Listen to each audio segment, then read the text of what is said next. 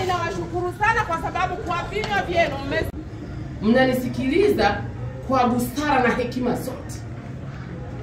Hawa ndio Watanzania halisi, nyinyi hapa.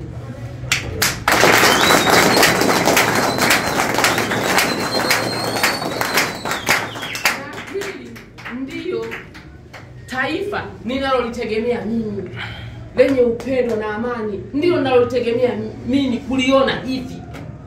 Leo nitakwenda kulala usingizi.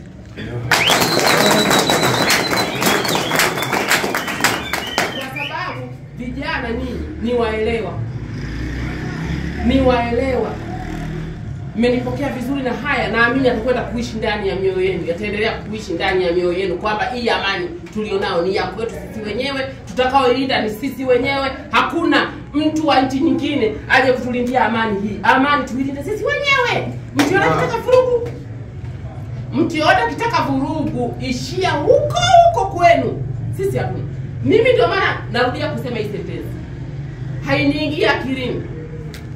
Mtanzania amezaliwa hapa, wazazi wake wako hapa, wajukuu zake na vilembwe na vinini, kwamba atakwenda kuandamana. Hainiingia akilini. Labda wametoka humo nchi zingine za jirani, hao ndio wanataka kuja kuchafua barabara hao. Lakini sisi inawaingia akilini.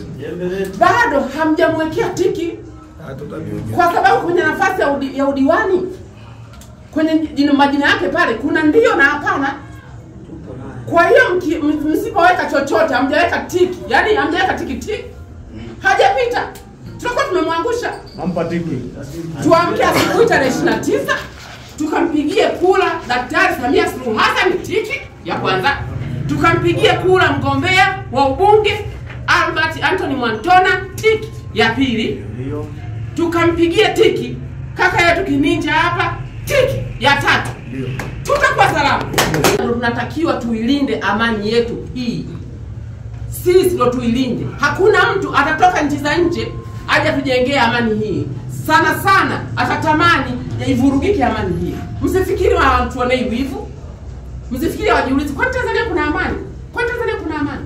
Tanzania tuna amani kwa sababu tumezaliwa katika amani, si ndio? Ndio. Bodaboda kazi. Kazi kama kazi ile. Bodaboda kazi. Kazi kama kazi ile. Liwira hoye. Hoye. Liwira hoye. Hoye. Ninaombeni sana ndugu zangu. Naombeni sana tarehe 29 tuamke mapema tukapige kula. Naomba kula kwa Daktari Samia Suluhu Hassan. Naomba kula kwa mgombea wa nafasi ya ubunge Albert Anthony Mwantona, tukatie tiki.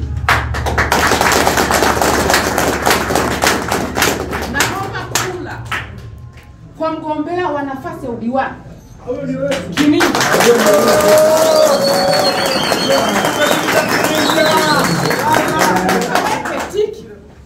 Kininja hapa amepita bila kupingwa.